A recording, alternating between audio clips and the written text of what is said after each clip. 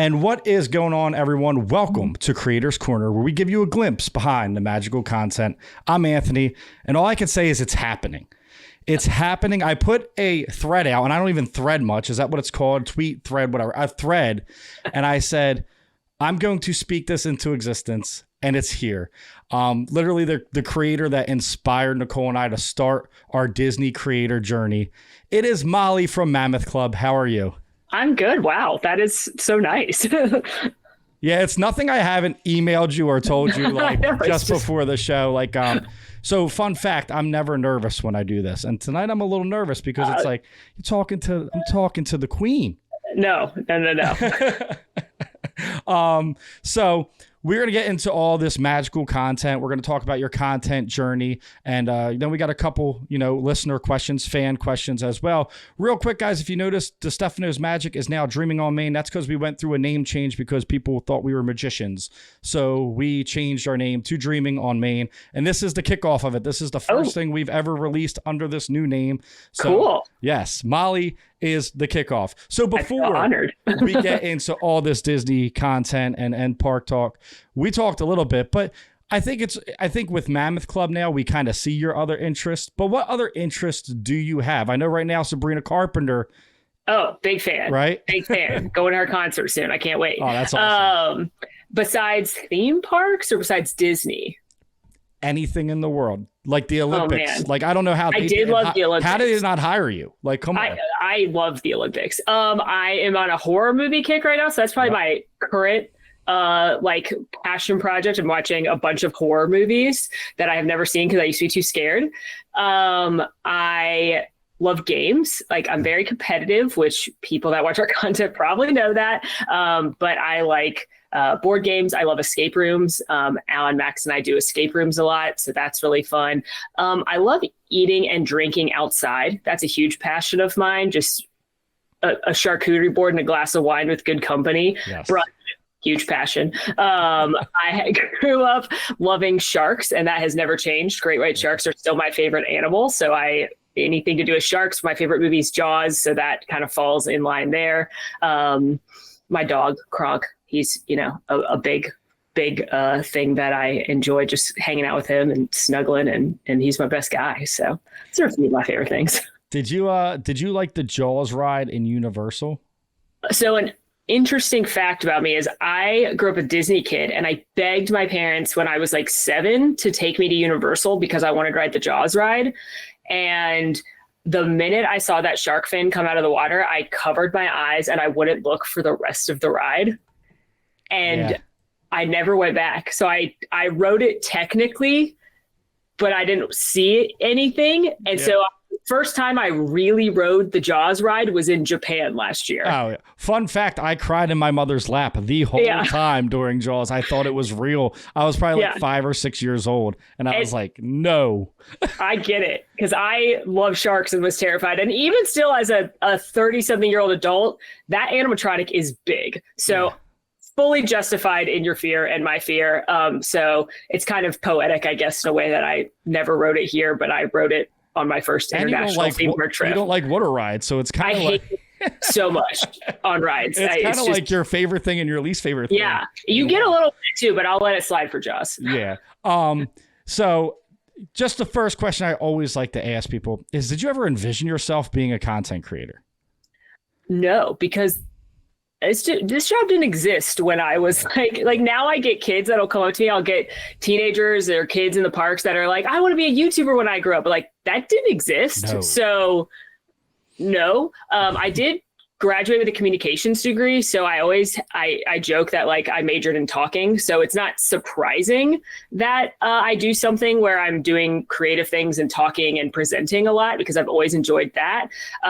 There was a period of time where I thought I would work for Disney forever, because I did go work for Disney after college. And so I think now it's not surprising, but I certainly could never have dreamt up a job where I get to travel around the world with two of my favorite people and go to places I've only dreamed of going and share that with anyone who wants to watch and come along with us. There are still very, very regularly moments where I'm like, I cannot believe this is my job. Yeah, it's the dream, right? It's amazing. Yeah. And like you said, this didn't exist. Like when I was growing up, I'm 36, I wanted to be an ESPN Sports Center newscaster. Like that was our podcasting, that was our vlogging, was like you had to be a news person, you know what I mean? So it's crazy to see that kind of, you know, just appear out of pretty much nowhere. Like YouTube, when I mean, we're around probably the same age too, but like in our generation where it's like YouTube didn't exist, YouTube was just something like we'd go watch funny videos on, like Bo Burnham videos and stuff like that. Like there wasn't vlogs and podcasts and any of that. So how did you start your content journey? What, like, I know the communications degree comes into play. Obviously, you want to do something where you're talking, you're interactive, you're on camera. But how did you just go, all right, I'm just going to start this journey now? I came from so I worked at Disney, and at one point I worked there for several years. And at one point I decided that I no longer wanted to work in the parks. I wanted to work a Monday to Friday, 9 to 5, and have the weekends off and the holidays off. And I was like, I want to make more money and all these things. So I don't want to work it. This is not for me anymore. And then I got Monday to Friday, 9 to 5 corporate office jobs. And I was like, oh, these are also terrible for different ways. Not all of them, I know, but the ones I had were just so opposite of who I am as a person. And I had this corporate job downtown Orlando where like I was looking at Excel spreadsheets all day and talking to very few people. And there was nothing creative about it. And I was about to turn 30 and I was like, this cannot be what the rest of my life is like. Like 40 hours a week, I cannot just like be drained like this of just staring at a computer and not feeling any kind of passion about what I'm doing. So I started kind of thinking of what I'd like to do. And in college, again, communications major, I wrote for our school newspaper. I always liked writing. I think I'm a pretty good writer. And so I was like, I wonder if I can write for something. What can I write for? Because I like doing that. And that's when I actually kind of learned that Disney blogs exist. I was never a reader of blogs or anything. I read a lot of BuzzFeed, but I never read like blogs per se. And so I then applied to write for a bunch of the big, Disney news blogs that we all know. And eventually I got a part-time job writing for one of them, and was writing just like nights and weekends, supplementing my boring corporate job. And then eventually through enough conversations with my boss where every time I'd be like, do you need someone full-time? Do you need someone full-time? Do you need someone full-time? We had a conversation about how she was wanting to revamp YouTube. And I was like, I'll do it. Kind of not knowing anything about making a YouTube video, but knowing that I had a lot of Disney knowledge, knowing that I am very comfortable presenting and speaking, and knowing I'm not really embarrassed easily, which I think is a key element of making content. And like, I think a week or two after that conversation, I shot my first video, and then the rest is history. That's amazing. What was it like being on camera for the first time? Because you said a big part of it, not being nervous, not being like feeling weird. I think that's the biggest hurdle for content creators, especially in the Disney space. There's a lot of people looking at you. And it could be good, could be bad. You don't know, but you just have to block it out. What was that like? Your first time being on camera, you're like, I'm new to this. Let's do it. I was definitely much more nervous than I am now. I don't really get nervous now unless I will want to make sure I say things correctly, because but I don't really get nervous anymore. But I was definitely nervous the first time, for the first several times. A lot of people are looking at you. You don't want to mess up. You kind of feel self-conscious about the fact that you're walking around with a phone or a camera, videoing yourself and talking to no one. But I remember like I had written everything out that I was going to say way more than I do now. I had written out like a script almost. Oh, wow. And I was trying to say all these things. I'd done all this research and I'd written everything out and I was trying to say it all. But what eventually like made me realize it was fun is I made a joke that wasn't on the script. Yeah. I like said something that I would say normally to a friend if I was, there. And that kind of like helped me lighten up and be like, okay, it's fine. You're just talking, you're just being yourself. And then it like ended up being fun. And so it was still definitely nerve wracking, and it was for a long time, but I think the minute that I kind of just like made that little joke and it was like, okay, like you're going to be good at this.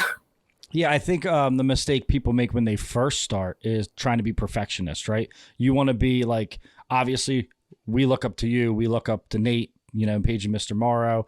And we're like, hey, we want to be like them. But like, here's the thing. I'm not as smart as you, right? I don't have this info like you. So I have to find the vibe that I fit in. And Nicole and I like can fit in where it's like, I don't know as much, about Disney, and then Nate's like, I'm going to have a bunch of fun. And he has his own niche. And it's like, you have to find where you fit in. And I feel like once you stop trying to, replicate others and you fall into yourself, that's when it becomes really fun. And the success actually will come after that as well. I fully agree. A lot of times people will ask us like, what's advice you would give to people that want to start creating content or start on social media? And some version of that is always my answer. It's just be authentic, because people know when you're not being authentic, and to figure out what you're genuinely interested in and passionate about. And people are going to naturally want to hear that because you are genuine and excited about this thing. And then also, just like you said, find where your niche is, like find what makes you different than everyone else. And, Alan and I love food. We love drinking. We don't have kids. So we have kind of, in a lot of ways, found ourselves in this, like, oh, you want the childless millennials who are going to go eat and drink around Epcot? Like, we got you kind of thing. So, but we're also, I'm a huge Disney history nerd. I have a lot of Disney history knowledge that I've had for decades that goes well beyond any time I ever did this professionally. Being a cast member, being a tour guide at Disney, I remember just reading books in college about like Disney secrets, written by Lou Mangello, who is a creator that I now interact with at media events, which is crazy. And I told him that my first media event I met him, I was like, hey, I had your trivia books and I would read them in high school and college. And like, he was so nice and so gracious about it. But that's just something I've always been interested in. So that's something I like to share. But I think that's the key when creating content is find what makes you different, find what you're genuinely passionate about. And I think the right people will find you. Yeah, I think, and do what you like. Like a lot of times, like we like we like going out to eat. We like our favorite thing to record are lounge and dinner reviews because it's like a date night, right? We aren't childless millennials, but we do go to Disney without our kids about 8 times a year. So we get to experience a different side of Disney World than when we go with our children. And I think vlogs are a good way to see that, because before we did the content and when we were just taking our family vacations, we would watch your vlogs and it's like, look at that lounge, look at that restaurant. I didn't know this existed. I didn't know Disney had good dining. I didn't. So I think that it's very important for, brands like you where it's fun, but it's informative, are so important to just the everyday person who's not a Disney fanatic. That's like, I just need to look at videos so I know what I'm doing. Yeah. Especially like the Genie Plus stuff that you guys used to do. Like I finally figured out Genie Plus and they changed it. So I was like, yeah. I worked very long on that one too, because that was like, we had all this great Genie content and then they're like, surprise, it's completely different now. Our friend Rob from Ear Scouts was like, he was like the Genie man, right? And like I was talking to him, he was on this show before and they changed it. I'm like, I guess you're like the Lightning Lane guy now. Like your whole thing just got switched up. But it's just, again, finding that niche, finding what fits. How did it feel working at Disney? Like you're in high school, you have all these books and then you get what you think's dream job. Like what was that like? I definitely think, and I do think at the time it was a dream job. I did a college program at Dino Land USA, soon to be nothing. It was at Primeval World, which is already gone, and Triceratops Spin, which they just announced is closing in January. So I have a soft spot for this closure. But it was so much fun. My college program was the best. Partly because I worked at Animal Kingdom, which is my favorite park. And it's back when Animal Kingdom closed at like 5. And so I had the best hours. Yes. My Magic Kingdom roommates would be like going into work when I was coming home. So that was, I had the best time. And I made some of the best friends, people I still am good friends with today, people that were in my wedding and I was in their wedding are friends I made when I was 21 years old on my college program. And then I went back after graduation and I was in guest relations for several years, which is actually where I met Alan. And that was amazing. I, again, met very, very good friends. Most of my close friends, the reason I still live in Orlando and eventually at one point moved away and moved back to Orlando are for the people that I met during this period, that kind of, Friends, the TV show period where you're in your early 20s trying to figure everything out and your friends become your family. That is so true when you work for the Walt Disney Company, or at least in the parks. And it was amazing. I got to do guest relations, which meant a lot of problem solving, a lot of customer service, but it could be different now. But when I was there, that also meant we got to make a lot of magic. And I have like very funny and also very sweet and heartwarming stories of like, this is what Disney means to a lot of people, and to be a part of that, to be a person who, I met families that I specifically remember I met a family that they were taking a trip faster than they thought because the husband was getting deployed and they wanted to make sure that he could go to Disney World with his son in case the worst thing happened. And I got to set up like special character meet and greets for this family, and just those stories you hear about why Disney means so much to people. Like I got to be a part of that. And that's one of the best. I have so many fond memories of working there. And then I also got to be a tour guide, like the nerdy tour guides. Like if you take Keys to the Kingdom or the train tour or the Walt Disney history tours, I was giving those. So that was also really special because this passion I have for the company and how they do it, and Walt himself, I got paid to go walk around and take people around the Magic Kingdom and talked about these things. You're like the quiz book. I got it. I was like, you know what? I'm ready. I know it.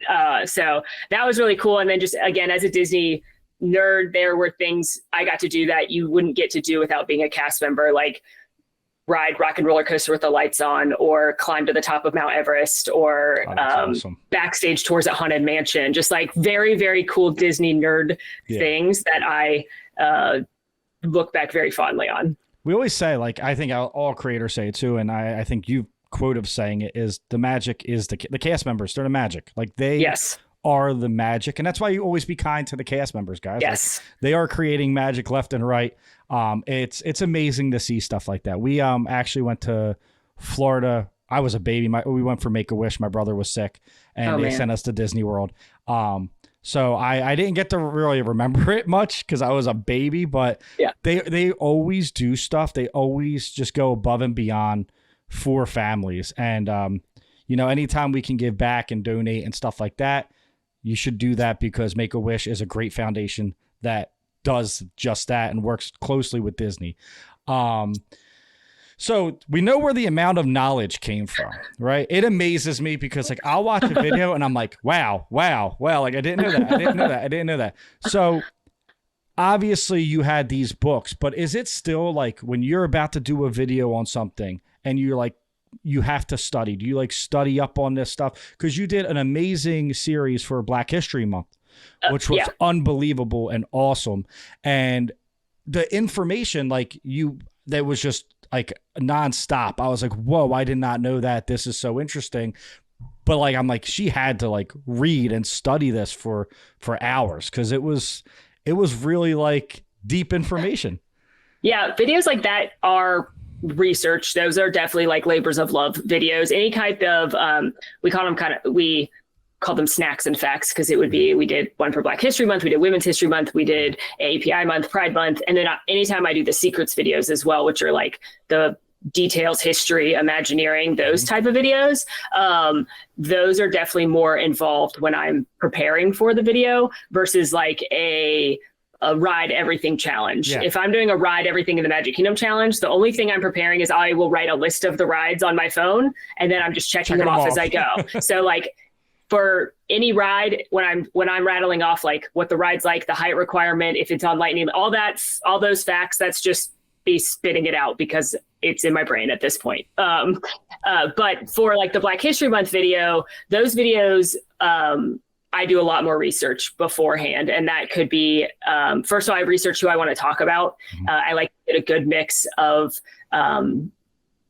different disciplines for those videos, because I like to cover the Walt Disney Company as a whole, not just animation or not just Imagineering. So I try to get a good mix of people that have been in movies, directed movies, animators, Imagineers, executives, all different types of people. And then I just see how much information I can find about them.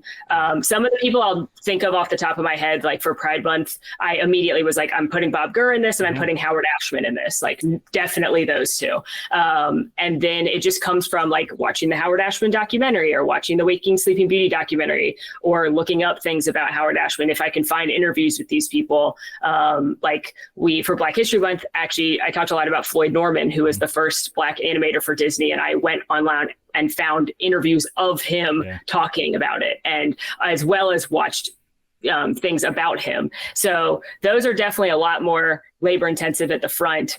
And then so that I have all that information and I have all of the facts and I have that depth of information, because for those videos in particular, those may not perform as well as a lot of videos on our channel, but they're really important to me because I feel like these are stories that don't often get told, and they deserve to get told. These people, just as much as the original, as Walt Disney, these people made this company. So, so there's lots and lots of research that goes in before that one. It's amazing. Sure. I was a history major. That was my major in college. And it just makes my little nerdy heart happy because I love like researching stuff. Like I'll find myself researching like stupid stuff, like football stats. Like, well, how was he compared to him last year and this year? And I'm like, why am I like, why you can't shut the brain off? You got to have fun facts. Got to have the knowledge. You go down the rabbit hole of just like researching. And like 2 hours later, you're like, I'm still on this. Like I'm down a hole. I get it. It happens to me all the time with different things. So when did you really know that this was kind of going to work, right? You're doing your first video. You said, I'm going to take over the YouTube department. When did it feel like, okay, like we got something here? I don't know. I don't know if I fully believed I had something till Mammoth Club, if I'm being honest. Yep. I don't know that I fully... I believed that I was a good presenter. I believed I was providing good information. But I don't know that I fully believed in my own ability to create content until I started doing it on my own. Is it tougher creating content on your own, or is it preferred because you just make what you want? I think I work more and I work harder, but it's better because it's what I want to do. That was a big reason that Mammoth Club exists, is I was primarily doing Walt Disney World and occasionally would do a couple other things, but I wanted to do other things too. I love Universal. I wanted to cover more Universal. I love going to Disneyland. I also had a lot of dreams of not doing just theme park content. And since we've launched a little over 2 years ago, we've done videos in Hollywood, not at theme parks. We've done videos in New York City. I've gone to special Harry Potter events that I was thrilled to go to. I went to a Stranger Things experience. We've done videos in Japan. I've gotten to do all these things that I wanted to do as me and I thought would be fun to do as content. And that to me is like, it's harder because it's not something I know as well, or it's something brand new to me. But the best part is like, if I don't want to do something, I don't have to do it. And it feels like, but like even as a viewer watching these experiences outside of Disney World, like we're primarily Disney, vloggers and podcasters, but we're going to Canada for a wedding. And I'm like, why don't we vlog that? Like, my wife's never seen Niagara Falls. I'm like, it's breathtaking. We should just vlog it. Like, and just kind of create what we want to create, because we can't get down to Disney World. We're in New Jersey. I can't get down there every month. It's impossible, right? I have a family. I have a career. It just doesn't work like that. But I think that's the coolest part of like you kind of pivoting and going, okay, I like Universal, but I want to do more Universal. I want to learn Universal better. I want to really showcase Universal. When did you really start loving Universal? Because obviously Disney cast member, everything revolves around Disney. How did you even kind of stumble upon Universal and love it? Harry Potter's my favorite fandom. I love Disney, but Harry Potter is what I read as I watched Disney growing up. Don't get me wrong. Came home to a Minnie Mouse nursery. Disney is part of me through and through, but Harry Potter is the series that I turn to as a teenager and adult still to this day for when I'm have anxiety or when I'm stressed. It is the series that it's that comfort blanket that I know a lot of people have with a fandom. It could be Star Wars, it could be Disney, it could be for me, it's Harry Potter. And so Harry Potter was the main thing that drew me to go to Universal for the first time as an adult. And then I remember having such a good time. I went on my college program a couple of times. And then I went with some friends that worked for Universal. They invited Alan and I to come for a day with them. And we just had so much fun. And I think that's when I started realizing that Universal doesn't get enough credit. It doesn't. It really does not. There's a lot of people that are very look down on Universal or do not think Universal's in the same league as Disney. And I also like rooting for the underdog. So yeah.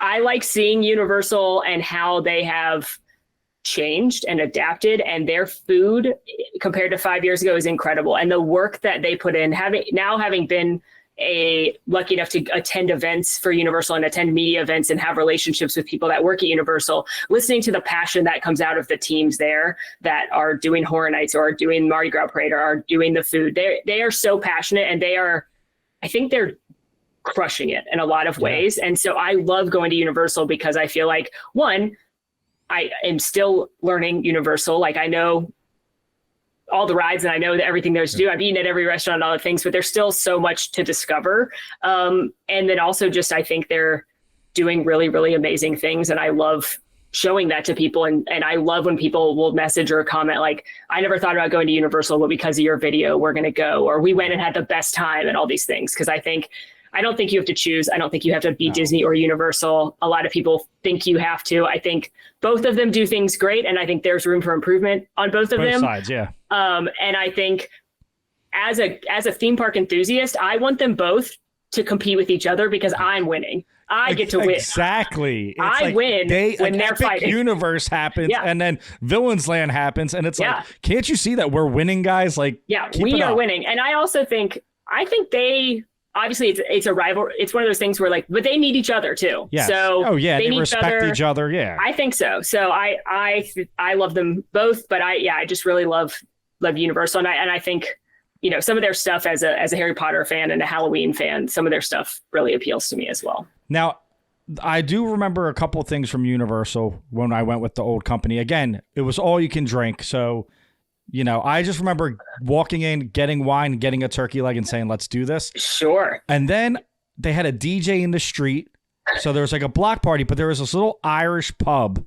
Yeah. They had a bread pudding with a whiskey cream sauce. And I'm not even a bread pudding guy. And I think I sat there for 45 minutes and I just kept going back. Unbelievable. Yeah. Finnegan's. It's good stuff there. Unbelievable. So you are okay, I got this. I think that I can, I think that the brand's kind of why I'm succeeding. I don't really have faith in myself is pretty much what you just said, right? Lots of imposter syndrome. But you leave. Yes. How scary was it? Horrifying. Scariest thing I've ever done. I didn't sleep for weeks. I would be just tossing and turning on the couch because I would try and watch a show to fall asleep, and I would just not really sleep for weeks. When we were launching or about to launch Mammoth Club, just because one, it was this big secret. We had, everyone knew I was leaving, but no one knew what you were doing, what was happening. And two, it was just this horrible feeling of, did I just walk away from a job where I had a salary and I'm gonna that's asking a lot of my partner in business and in life. That's asking a lot of my best friend who has joined this journey with me. And what if we fail? And I had a lot of, do people actually like me? I had a lot of imposter syndrome of, what if people just like the information I'm providing, or people just like the brand name? The brand, yeah. And what if no one actually cares about me? So I had a lot of that's scary. That is scary. A lot of anxiety, and I was applying to be an Uber driver and doing all these things because I was I need a backup plan. I need a backup plan, but I also want to give this my all. So I don't want to get I want a job with backup plan that I could work flexible hours and all these things. But it was very scary. It was terrifying. So I actually remember the post when you posted. and basically announced Mammoth Club. And my wife's like, Molly's back. She's back. Like, so it wasn't imposter syndrome. Like, people connect with you, and you can tell that by, you know, people stopping you in the park and telling you, I'm sure. And, you know, people like me reaching out to you and thanking you, and people sharing your videos. So no imposter syndrome. Like, you know, you were great at what you do. And it's always good to bet on yourself, right? Yeah. Like, you could have been Molly from this brand, or you could have been Molly. Like, yeah. And just associate me with me. And there's, you know, both are great, right? Yeah. Representing a company is great. But sometimes it's like, if you bet on yourself and you're just like, I'm Molly, this is me. Yeah. I have my own thing. It's inspiring, because that takes a lot of guts to just, okay, I'm literally have a job where I get a salary. I get to go to Disney World. Yeah. But now I'm like, I got to do it. What was the moment that you said, let me bet on myself? Like, it's time for me to bet on myself. I think Max and I were having a conversation one time, and he was like, what's next? And I kind of said some of the things I was talking about earlier, where I was like, oh, I'd like to do content where I'm not just in theme parks, or I'd like to, you know, I want to travel more. I want to do some other things. And I'd like to make some content that's maybe a little more adult, like, which, you know, if you listen to our podcasts or our live streams, they are not the same. Yeah. You tell us about Stitch. Yeah. I still say it every time I see stuff, and my wife's like, stop that. Like, so I kind of just was saying these things to Max of like, you know, there's some other things I'd like to do, but I don't know how to do it. And we kind of just started talking and like what that would look like. And I think that was probably in spring of 2022. Yeah. And the minute we had that conversation, it was over. It was, I was done. I was leaving. That was out it. The door. Because at that point I was like, you know, I was still had to think about a lot of things. There were a lot of logistics I had to think about. I didn't fully know what I was going to do. But at that point I had the bug in my ear, and I had the fire that I was like, at this point, even if I fail, I have to try, because I regret it if I never try. So I have to figure out what I'm going to do next. So that's when I kind of started really thinking about what it would look like, what I would want to do, what kind of content would I want to make. And so that was kind of the beginning, I guess. Now the conversation with Max, right? That happens. You go, hey, Alan, I'm done. I'm just, you know, or was it like, hey, I want you to be a part of this with me. Let's build something. From the beginning, it was the three of us. The three of us have talked about doing a podcast since before any of us created content on the internet. The three of us have talked about doing podcasts for like 6 or 7 years at this point. So we, you know, that had always been something we thought about, but I always kind of was like, you know, I make content for a living. I don't know if I want my like hobby to also be to make, content. You know, it was like, kind of like, I don't know, like, you know, I never wanted to do it. I kind of, you know, was hemming and hawing over it a little bit.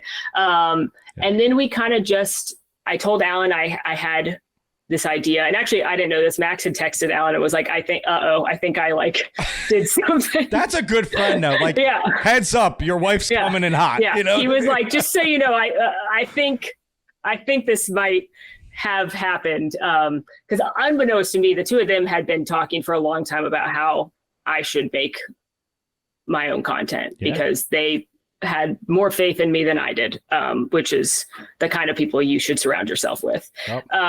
And so then we just kind of started talking and figuring out like what this would look like, what kind of content would we want to do, what would we not want to do, all of those kind of logistic things.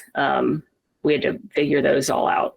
Yeah, I think that it's super important to surround yourself with people that are going to lift you up, and also be in the brand with people that lift you up. Like, I used to do wrestling content. I did it for years. I went to WrestleManias, all media and stuff like that.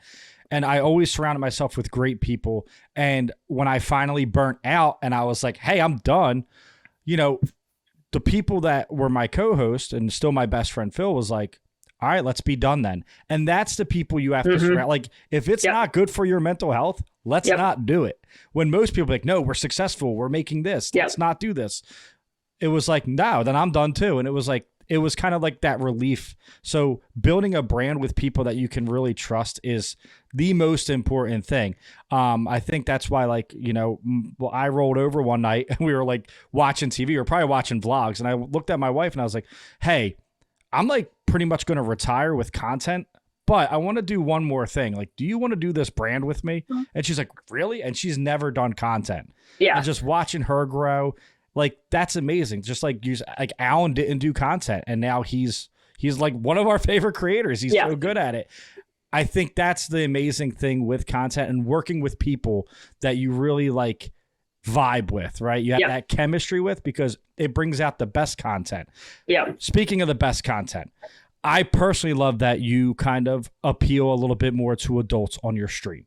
It's something fun that, you know, Nicole and I can grab a glass of wine, watch you guys try every, you know, Hoster snack or a nightmare Pringle or your face is the best. And Alan's descriptions, like, literally I'll spit out wine. It is amazing. What made you go, all right, you know, it's hard because you put yourself in this category where it's like, I'm a, you know, I don't curse, I don't drink. Like, it's like the Disney kind of category.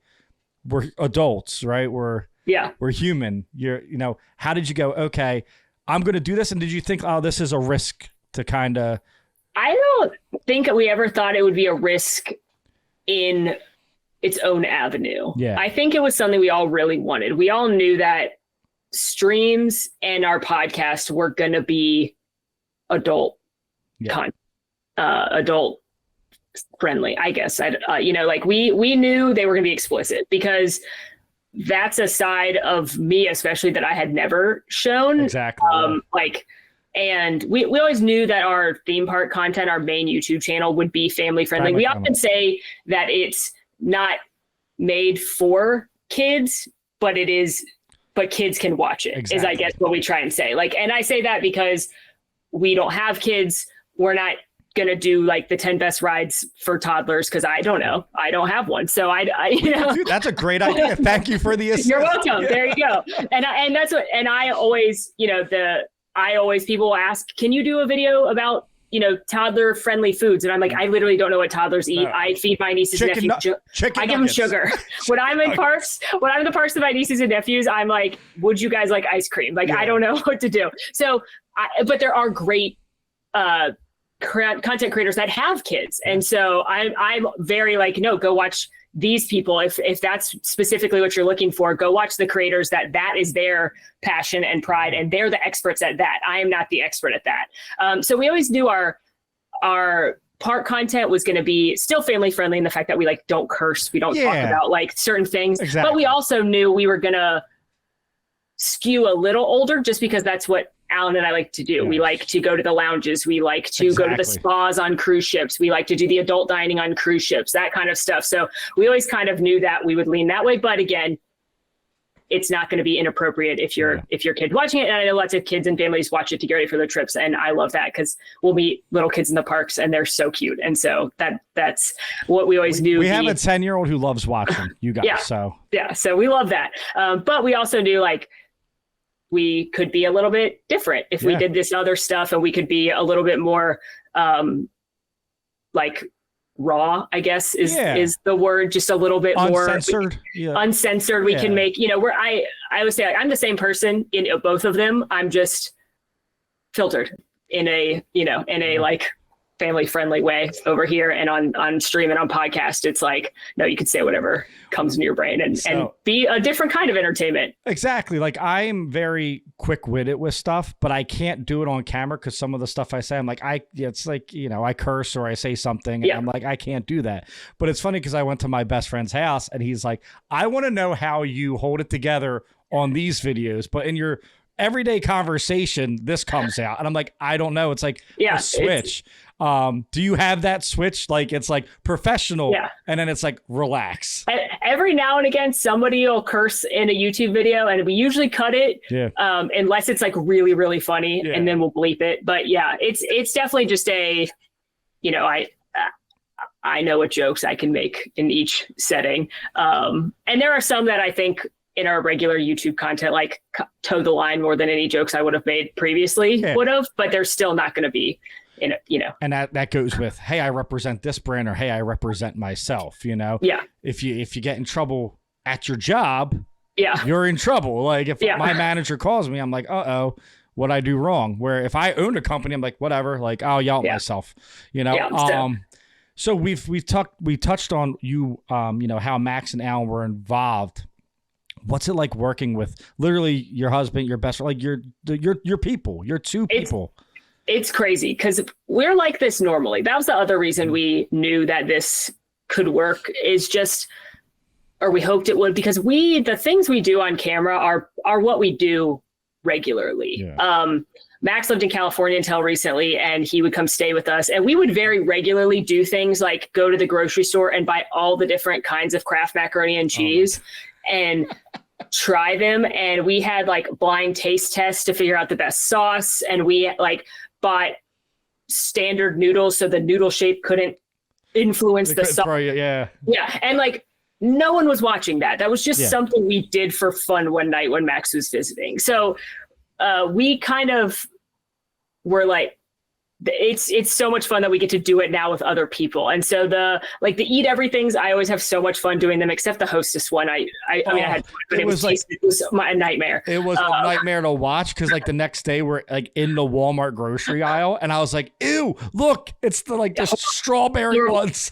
And like nightmare for me who doesn't like sweet or artificial fruit, like horrible, but funny. So that's the other thing. We're all like committed to doing the bit, like we'll do it. But it's a dream, because it's like, this is what we did for fun. Like this is the kind of nonsense that we would do. And this is what our conversations are like normally. If our group text, when we're just hanging out, like the funny bits we have where like me and Max are always chaos twins, and like Alan's trying to, that's not a bit. That is like genuinely what we act like normally too. So it's amazing. It definitely, it has challenges, obviously, when you're working with people that you love, because you're like, I don't want to ruin this relationship in any way. Yes. But there's also such a level of trust there that any of us could come to the other two and be like, I'm feeling this way about this, or I'm feeling like I'm iffy about this. There's been times where I've come out and been like, this video that we filmed and edited the entire thing, I don't like it. I'm not running it. And they're both like, okay. Like there's no like, but we paid for it, or all these like, there's just like, you say it, I believe you, I trust you, I got your back. Like, what do you need from me to fix that? That's like, I would say the hardest part is like having that. I've been doing content for almost a decade now. Nicole's a year and a half in. And sometimes I want to give her tips, or, you know, but it's like, I don't want this to come off like I'm criticizing you. Yeah. I want it to come off like, hey, try this, because I think you were great, but I think it could be like the best if you did it this way. That's like a tough conversation to have, especially with your spouse, you know, like, hey, you know, and there's times that she's like, oh, you know, you could have did this better, but it's just, you have to trust that this is for a brand. It's not a personal attack. It's that everybody wants it to be the best it can be. And I think it's super important that you said that, because there's times where we fly down to Florida, we spend money on flights and all that. And sometimes I record the content. I'm like, we did a resort vlog, and I'm like, scrap it. Like, don't like it. We looked tired. We sounded tired. It wasn't like did not show our personality at all. Yeah. Just, I'm not doing it. Like, it was the last day. She's like, dude, don't you want to film the room tour? I'm like, this video, I can tell it stinks. Like, it's not going to be good. And this will be the one that gets like 10,000 views for us. Off, and then people are like, these guys are horrible. Not happening, you know? But what is it like watching Alan grow as a creator, right? Someone who had no background, didn't work for, you know, all years, didn't do any of that, just no background, jumps right in with you. How's it watching him just grow into like doing his own stuff? It's been really fun. He would come on occasionally when I needed another body. He and Max sometimes would pop up and things, but he had a corporate job. He was doing, he was pretty high up in learning and development. So he also worked at Disney. He also was a tour guide with, he did the train tour. He worked in guest relations. He then went into entertainment where he was a performer. And then he was a character captain, which is like an assistant manager type leadership role. And then eventually was a manager in entertainment. So part of the reason we are married is because we're both big Disney nerds. So I had never had any question of like if he would know things or be good at presenting them, because I've seen him as a tour guide and I had seen him as a leader. And so it definitely, like you said, it took definitely some adjustment on both of our parts. Because it's like we're both trying to make this thing, but I've been doing it for years at this point, and I have very high standards for our content and myself and anyone I'm working with. And I am not always the nicest person when it comes to giving feedback. But that is a growing thing that we definitely worked on together of like, he also is a perfectionist. And so we just kind of, he put in the work. And also the other thing that I think was important and really helped us succeed was, again, finding where our strengths are and finding where we both excel. I love food and I can describe food pretty well. And I don't have anything on Alan. His descriptions are like, I'm like, I need to fly and go eat this now. Like, even when he didn't like stuff on the streams, I'm like, he's still describing it like he's making it sound as bad as it possibly could. And and he's right. But he, I can't cook. Alan is an incredible cook. So, and that's a passion of his. He grew up watching Alton Brown and has all these cookbooks that he would get for Christmas presents as a kid and stuff. So like, that's the other thing that when you're working with a group of like, okay, you're better at explaining this than me, so you explain that kind of thing. So that also helped. It's just like, all right, where are our strengths? What are we both good at? Where do we excel? And then also, what can we do to make it fun? Like a lot of our most fun videos that we film are ones where we're playing some kind of game or doing something silly and like cracks me up because I can tell you're competitive. Yeah. You can't hide it on your face. You get like angry. Like it's like, oh man, you beat me. But you can tell that you're like, I'm getting you.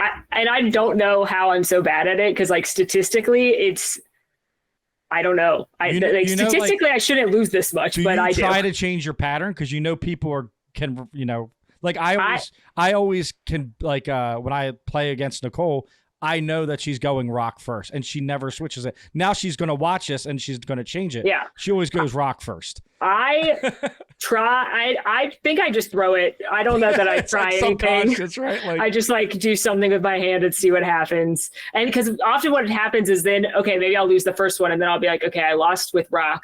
So that means he's going to go scissors again. Or like, he'll be like, he's going to go paper. So I should go. And then I think too much about it. And then I like, I love it though. You can tell you guys are having a blast, and that's contagious. That's contagious to the viewers. So as viewers, thank you, because it is pure entertainment and it's fun entertainment. And again, like even though you're playing a game, then it's like, what restaurant are we checking out? Who's getting the app? Who's getting the drink? That is so awesome, because then when we go to Hollywood Studios, hey, Molly and Alan said this is good, let's check this out. That kind of stuff. That's actually where that sorry to interrupt you, that's actually where that series came from. Is we were trying to figure out how to do some of those kind of like very popular topics that we knew we wanted to cover, but a lot of people cover food. Obviously everyone's covering snacks in a theme park, and so those were kind of our like, okay, what if we made it a game and we're still showing snacks and food and different places to eat and drink, but we're making it a game. So that was kind of the foundation of that. So I'm glad that it's both entertaining and helpful, because that's it really is the goal. It really is, because I think that Disney has so many snacks and not everyone's going to agree like on what is, everyone has different palates. But I think that's a good thing. You have two people, you're getting a drink. If he picks a spot, you're getting a different drink than him. And it's like, now we're seeing two different drinks, two different apps, and that's important. Mammoth Club has a wide variety of videos. Obviously you have the challenges, you have the more informative ones. What are your favorites to make? Ooh. Secrets videos are very high on that list. They're not out yet, but they'll be out soon. I just did 2 new Secrets videos in Disneyland. I did one in California Adventure and one in Disneyland. You kind of hinted at it at the last video that it was coming, right? Yeah. Yeah. That to me is what makes the parks so special, whether it be Disney or Universal, because there are a bunch of Easter eggs there too, especially in Wizarding World. And those are the kinds of things that I loved before I ever did this as a job. I loved like reading and learning that the pirates their chessboard was in a stalemate because the Imagineer Mark Davis loved chess and he wanted them to be pondering their next move for all eternity. Like that, like blew my mind when I learned that when I was like, I didn't know that. That's my favorite ride. So there you go. I do. So like those are awesome to me because those are some of my favorite things to talk about and to tell people about. And I think are overlooked by people when they're in the park, obviously, because of these little tiny details that you probably aren't going to notice or you're not going to know what it means. But once you start understanding that they're everywhere, it's like a game. Like it's like a game to me of like, if I see numbers in a park, I'm going to assume they're a date and I'm going to try and figure out what that date is. And so in between Secret Series, I've got an app, like a note on my phone, and I'll just update it. Like if I'm walking through a park and I notice something and I figure out what it is, I add it to my little note. And then I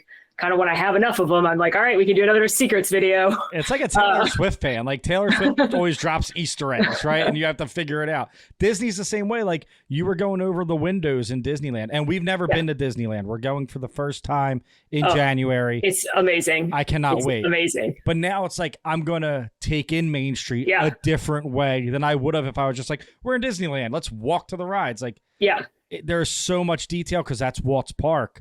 So I do love those. I used to do a little like a short thing called What If, and it was like fun facts, like Mickey and Minnie were married in real life, and pirates had a skeleton from UCLA, like that kind of stuff. And it was just so interesting to just dive in and like, things that you wouldn't know unless you researched them, and that were like John Lennon literally broke up the Beatles at the Polynesian. Crazy, like stuff like that. So Secrets videos are very high on my list of content I like to make. I love Halloween. So anything this time of year is like, I get so stoked for the first Horror Nights. I get so excited for the pumpkins to be up on Main Street. Like I love Halloween. So that's always high. I love Disney Cruise Line. I am obsessed with Disney Cruise Line. I think they are such a cool like product, I guess, if you want to call it, for Disney. I think I have a great time every time we get to go on a cruise. Those are some of the most exhausting videos we make, but those are some of the most fun too, because they're in a 45-minute video of our day, like that started at 9 a.m. and it ends at 10 p.m. And we're, except for, we're filming that whole time basically. So they're definitely like long videos that I don't think people always realize how long you're filming to get a 45-minute video. A long, long time.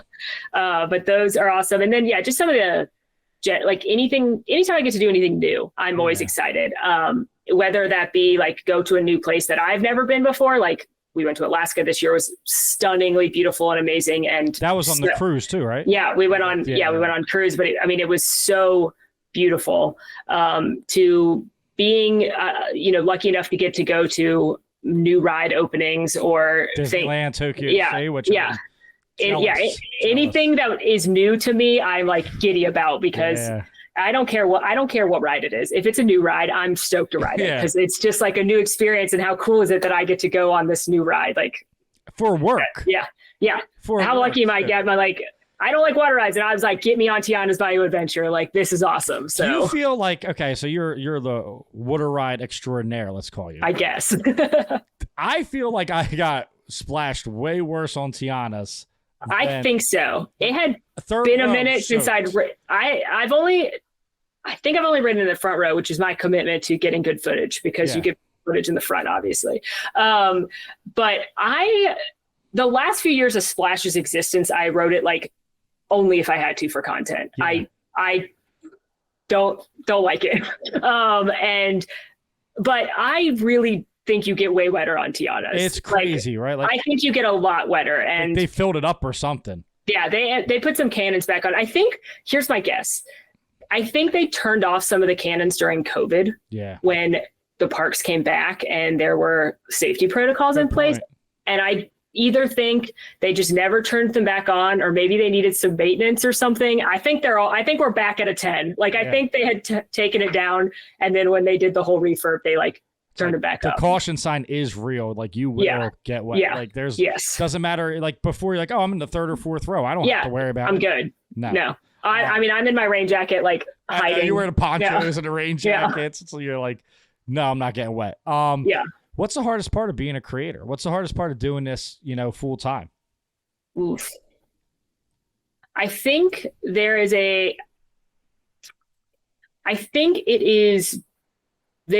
hard things that come with being a character on the internet.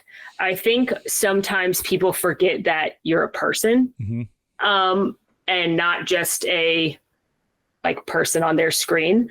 And I think there's sometimes a weird entitlement, I guess, to where people think because you are online and because you entertain them, they then feel entitled to say whatever they want or ask you inappropriate things. And I'm on one hand a people pleaser, but on the other hand, not at the same time. And I don't want anyone to be like, I don't want to disappoint anyone, but also I can't be everything for everyone. I'm not going to be everybody's cup of tea, but there are just people that are at times brutal about you on the internet. And I think that's something that people don't realize when you're a public internet person, is that I think people as a whole, not just for theme park creators or anything, but just scrolling social media, if you go look at the comments, they're brutal. Toxic. They're brutal. And I think we generally as humans have forgotten that it's a human on the other side. And so a lot of times things don't affect me. A lot of times I'll read rude comments or rude DMs and I'm just like, okay, whatever. But there are times where that gets to be like a little much. And I appreciate that you're like an activist for it. You post it and you use your platform to be like, yo, this is not all right. Like, stop shaming people. Stop telling people how they should wear their hair. Stop telling people how they should dress. Stop telling, like, Alan had a mustache. I was like, oh, like, why do you care so much? Why do you care? Why? I can't you wake up caring about someone else's facial hair? Like, that to me is, it's weird. And that's my hardest thing. I'm not as much as a people pleaser, and I come from a very toxic community, pro wrestling. But pro wrestling's a very aggressive community. So I could kind of voice what I wanted to, and I'm in a Disney community now. I taught myself restraint, which is very tough. But I think that's probably the hardest part of being the creator is you don't let it affect you, but in the back of your head, sometimes you're like, why did that person say that? Yeah. And sometimes I use it as inspiration as to like, all right, well, let's prove them wrong. You know what I mean? But other times I'm just like, and then you're behind an avatar and you're saying stuff and your name's like the troll. And I'm like, okay, this is your career. Like, this is what you do. I remember there was a comment, I don't remember what it was about, but the person said basically like, someone else said like, that's rude, you shouldn't say that. And then the original commenter doubled down and was like, they're on the internet, that means I get to say whatever I want. And that mentality I think is so dangerous and so toxic that I think that is the hardest part. It's just, and it's not always people being that toxic. Sometimes it's people that mean well, but it's just the setting the boundaries of like, this is just because I'm on the internet doesn't mean you get to say whatever you want, or you don't have access to my life. You don't, it's like, I try to keep that separate, even like we're small creators, but people find my personal Instagram. That's for my friend. That's for my family. There's tons of pictures. Like, I'm not afraid to show my kids, but there's tons of pictures of my kids on my page. I don't know you. That's we have made very like clear boundaries in what we shared, especially with Alan and I being married. We don't, that's why we said from day one, like, we're not going to post wedding photos. We're not going to like we're on a date vlog, because we have to separate it somewhere. Otherwise, where does it end? Like, a reality show at that point. So that's, I think the hardest thing is setting those boundaries, because you want people to be engaged and you want people to enjoy your content. And I'm so genuinely honored that so many people do care about us. But then it's the toxic end of that, of like, no, you're on the internet. I can say whatever I want about you, and it doesn't matter how mean it is. And I was always like, if you don't have something to say, don't say it at all. But I was also like, if you don't have anything to say, then say it to me in person, not behind the internet, because I feel like consequences are a thing sometimes. And I feel like I should have a right to defend myself.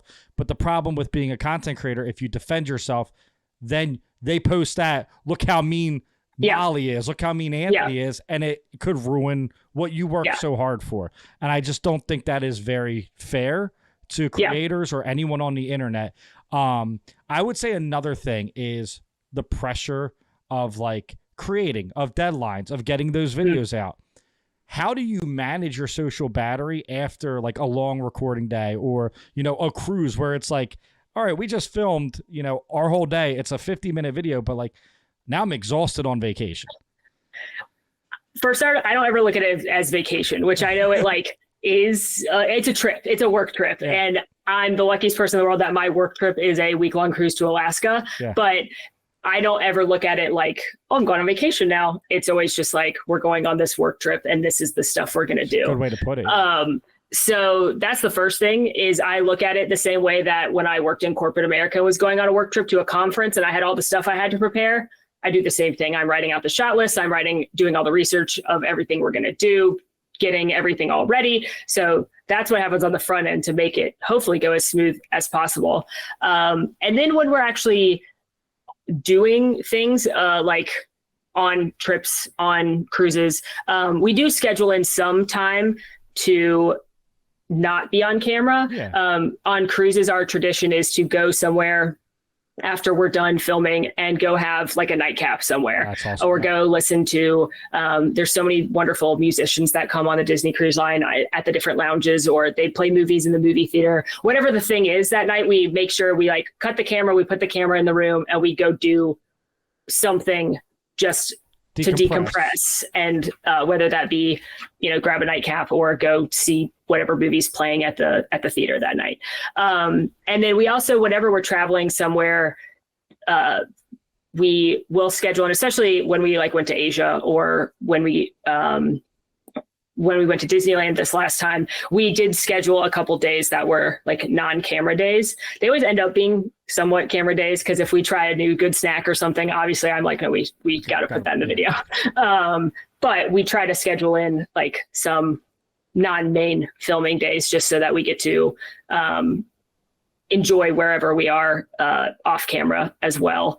And then as far as when we're here, I try really hard to mix up where I'm going and what I'm doing throughout the week. So I make our YouTube calendar usually about a month in advance. We put out 3 different YouTube videos a week, Wednesdays, Fridays, and Sundays. And so I'll look at the calendar a month out and I will figure out what's going to go in each slot. And I try and mix it up so that it's like, first of all, mixing of where we are, whether that be like which park we're going to, Disney or Universal parks there. Is it a resort? I try to mix it up so that it's not like, this week I've got to go to Magic Kingdom 4 times in a row. Yeah. I want to go to different places to always keep it fresh. Yeah. And then also I'm always trying to mix up what the content is. So if it's like a food video on Sunday, then I don't want to do food videos on Wednesday and Friday too. I'll do like a ride video or a secrets video or one of our games or something, so that way the content is varied, not only for you as the viewer. If you're not into food and then we drop 3 food videos in a row, you're kind of like, oh, okay, like you're not watching. Now you're not watching 3 videos in a row. Yeah, exactly. But that also helps us be more like it varies our schedule. So that way we're not just like shooting the same things over and over in the week. So that helps too. It's just trying to mix up like longer videos versus shorter videos versus like what the kind of content is and where the content is. Yeah. And then, at some point something's going to happen. Disney's going to be like, surprise, this thing's going to happen on this day. And then I go change it all. But you have to change it. But I try. That's a good thing because you love new stuff. So that's always fun. All right. So I have my last question, and then we're going to get in some listeners' question. What's your favorite thing about being a creator? I think I mean, the fact that I get to go to work where most people go to vacation is unbelievable. Like, I know I said earlier that there are still many times when I will be like, I cannot believe this is my job. And yes, that's obvious for me to think when I'm like in Tokyo or at the ride opening for the newest Disney ride. But I also think that sometimes just getting on Pirates of the Caribbean, which is my favorite ride that I've ridden hundreds of times. And I simply sometimes can't believe that this is what I get to do. So even though it is lots of work, and even though I work a lot more than I ever did, it's all a labor of love, and it's all the coolest thing I could ever possibly do. So I just feel incredibly grateful and lucky that this is what we get to do. Yeah, it's a passion project that turned into, that's amazing. It's like you put your heart and soul in something, and now you get to do it. So we have some listener questions. Okay. Tiffany asked, any tips on getting on Disney media or invited to these events? Not really. I wish I could help, but no. They select. Yeah, they reach out, and I never expect invites to anything, and I'm always grateful when we get them. So I still get little like tingly feelings in my stomach when I see an email come through inviting us to something. But it's they decide. Mickey Mouse somewhere figures it out. I would say as a creator, that could definitely be a goal of yours. Don't set it to be like your main end all be all, because there's a lot of creators in the universe and in this niche, and it's sometimes you're not going to get asked, sometimes you will, or you might not get asked at all. But I think that Disney has a rhyme and reason for things they do. So just keep making content. Don't let it discourage you, but keep doing it. Shad said, do you think Cali River Rapids dislikes you as much as you dislike it? Probably. I'm not quiet about how much I dislike it. I'm very vocal that it's the worst ride in Walt Disney World, and it's probably offended. It's probably why I get wet on it. The Cali gods are like, oh yeah, you're gonna talk. All right. So I'm sure it knows. He also asked, what content creators do you enjoy watching? So I don't watch a lot of Disney content creators. I think it's because I'm in the creator space. I watch different kinds of creators. Good Mythical Morning. They are Rhett and Link. They've been around for a long time. It's two best friends. We have a lot in common with them. I think they're kind of like aspirational for us in a lot of ways. They do a lot of silly, fun videos where they'll like, can it waffle? And they'll like make food and like see if it could be put into a waffle. And they do weird food things. They play weird, funny games. And it's just, again, two childhood best friends that you can tell genuinely love each other. So we kind of look up to them a lot. Another creator I look up to a lot is Michelle Carre. Her show on YouTube is called Challenge Accepted. And she does the craziest things and makes the most incredible content, where she will do things like train to be a Secret Service agent, and she actually gets in with the Secret Service. Or like, so cool. She decided to try and learn how to do the hardest magician's trick, the Houdini, getting out of the magician thing while you're in the water in 60 seconds. And like, she does these videos that have to take her months and months to make. But the videos are like movies. They're incredible. And she is just such a powerhouse. And especially as another female creator, she is incredible. And then I watch a lot of people on like TikTok. I've been watching on my horror movie journey. I've been watching a lot of like Duck Takes, which are two brothers that talk about horror movies, and I'm watching all their stuff, like taking notes on which one I need to watch next. Or Straw Hat Goofy is a movie creator that I watch a lot of on social media. And I've actually met him several times at events, and he's like the nicest human being possible, which is the best. That's amazing. Dan asks, right now, what are your hidden gem restaurants and lounges at Walt Disney World? It could be quick service, table service. Ooh. I have said this one before, but I still think it doesn't get enough love. It is Pepe at Disney Springs, which is the quick service portion of Haleo, which also I don't think gets enough love, but I think Pepe is an even less known. It's a James Beard award-winning chef Jose Andres brought them, and they are Spanish restaurants, and Pepe has like the best sandwich I've ever had, and it's huge and not very expensive. And I don't know why it's just not busy all the time because their food's awesome and it's like incredible ingredients. As far as lounges, I think the Victoria Falls Lounge at Animal Kingdom Lodge is very underrated. I may be biased because that's my favorite resort, but they have an incredible wine list. That whole resort has an incredible wine list. They have the largest South African wine selection outside the continent of Africa. And South Africa is one of the world's top producing wine countries, even though it's not one that everyone always thinks of when they think of wine. I think it's like 7 or 8. And you can get some incredible wines at their lounge. Pinotage is a grape varietal that was made in South Africa, and it's amazing. It's like a off of Pinot Noir. And it's like the only place I can find Pinotage, like in Disney World. And then they also have this incredible goat cheese dip that I'm obsessed with as a goat cheese fan. And their food is awesome. And I feel like no one knows to go to Victoria Falls. I didn't know that. And we're staying at Animal Kingdom Lodge in a month. So you have, it's awesome. It's like it's like a mid-level between the lobby. Victoria Falls. We stayed there, and then there's Boma, Chico, and it's that mid-level. It's like that middle level, and the food's great. There's like a TV, a little bar. Yeah. Yep. The wine's awesome. But I didn't know they had that many wines. Like we stayed there for one night. So we rented DVC for one night there, and then we switched over to the Polynesian for like 6 days. So like we were just there, and I was like, I just want to look at the giraffe outside. Yeah, I don't care about anything else. Giraffe was like right outside our room. I'm like, this is awesome.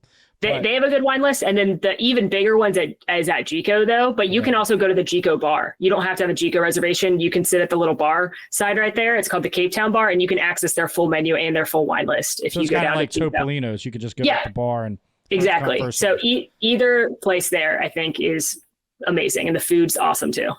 Awesome. We have one little thing we do. It's called the quick shot, and this is how we end every show. All right. So first thing that comes to your mind. I already know this one. Favorite ride? Pirates of the Caribbean, the Disneyland version. I never rode that. Can't wait. 15 minutes, right? Yeah, it's long. It's the original. It's the last thing Walt worked on. It's perfection. Favorite restaurant? Chico. Favorite park? In the world? Mm-hmm. Disneyland. I can't wait to go. That's been everyone's answer. That's been to Disneyland. So Disneyland. You can't beat the OG. History. Yeah, you feel it. Your favorite Disney movie?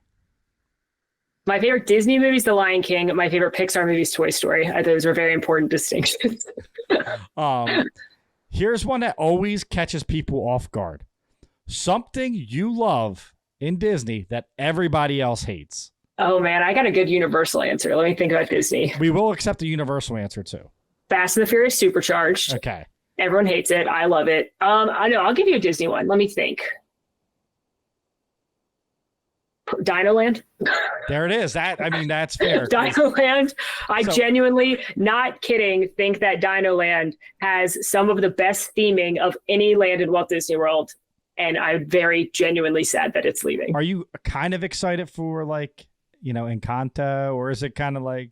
I'm always excited to see what's new. I'm never upset about writing something new and experiencing something new and seeing what the Imagineers have cooked up. I'm more excited for Encanto than Indiana Jones. Yeah, same. Because I love Indiana Jones and Disneyland, and I know it's a different plot, and I know there's going to be differences, but I think Encanto's newer. Like, yes, we've one way or the other, I've been on a version of an Indiana Jones ride in that ride vehicle. It's going to be the same track as Dinosaur, so I'm sure it's going to be really fun. But Encanto is completely new. So yes, I'm definitely excited that it'll be something new, but I will always mourn Dino Land. So we live in the Jersey Shore. Like, think about the fist pumpers. We're like all the way south. We're the very bottom of New Jersey. We have boardwalks. Yeah. I don't feel the connection to Dino Land because it feels like I'm at the boardwalk. Which I get people are like, hey, this is awesome. But for me, like, we don't like the boardwalk at Disney, like, that much, because it's like we feel like we're home, and then there's the Cape May Cafe where we're from, and I'm like, I don't want to be home, I want to be here, so that's always the weird thing with us. It's like they have a lot of theming from South Jersey that they really they love that. We walked in the boardwalk, I was like, I feel like we're in Atlantic County, like I don't know why, stay somewhere I'm trying to be on vacation. Exactly. I feel like I just was here. But I want to thank you so much. Like, honestly, it really means the world to us. And I know to our community that you came and you answered our questions, and we got to know more about you. I think the beautiful thing with, Mammoth Club right now is we really get to see you for you. and it's authentic and it's genuine. And that's the most important thing in content, is just to be yourself. And it's crazy how people can connect with you through a screen, and you do an amazing job at that. Thank you. So thank you so much. Like, it's, I'm in shock. When you emailed me back, I was in shock. You are our inspiration. So thank you. To sit here and get to chat with you, and especially like you and Alan's chemistry, like we can feel that, because, you know, I create with my wife, and I think it's a beautiful thing. If you guys are watching this and you're not subscribed to me and Dreaming Down Maine, which is our new name, hit the subscribe button. We do have vlogs. We do have podcasts. We have all that. Obviously, you guys are here for Molly. Molly, I don't have to tell them where you're at, but can you tell them where you're at? Absolutely. We have our YouTube channel, Mammoth Club. We have a secondary YouTube channel called Mammoth Club Streams, where we edit down some of our live streams into YouTube videos. Warning, those are a little more PG-13 sometimes. But that's where you'll find like our eating all the Oreos type videos, eating all the hosted videos. We also do live stream twice a week. Max hosts those on his Twitch, which is twitch.tv/Mr. Duckfist. And sometimes Alan or I or both of us will join him. And then we also have our podcast that comes out every Monday. It's called Zetus Lapidus. We have been rewatching all of the Disney Channel original movies and giving you our way too many detailed thoughts and breakdowns of those. And then Instagram at Mammoth Club. So thank you so much. When the Alley Cats Strike and Genius, underrated Disney movies. I'd have to agree. And I'm looking back fondly, because we've hit a period now where it's been a little bleak. Throwing it out there that when the Alley Cat Strike, Alley Cat Strike holds up, I gotta say. And so does Genius. Genius really does. It's a great little love story, right? Yeah. But I'm gonna say one thing. I liked Double Team, but every like TikTok I see about her traveling and I was a basketball player, that was like my moment in the movie where I was like, I can't watch this. For me, I don't know anything about basketball, but for me, they're trying to tell me that they're identical twins, and they look literally nothing alike, and I couldn't get past it. I was like, Motocross too was a good one. Motocross had me yelling as an adult. Now I'm like, ooh, we got some toxic stuff happening in motocross. I got things to say. Yeah, it's amazing. Mammoth Club also has a Patreon, guys. Go check it out. You get extra content. You do have a free version where you'll get some stuff, but check out their Patreon. It's definitely worth it. Thank you. Thank you guys so much for tuning in. Thank you, Molly, for being amazing, and thank you for having me. Keep doing amazing stuff. We love your content. Until next time, keep believing in magic.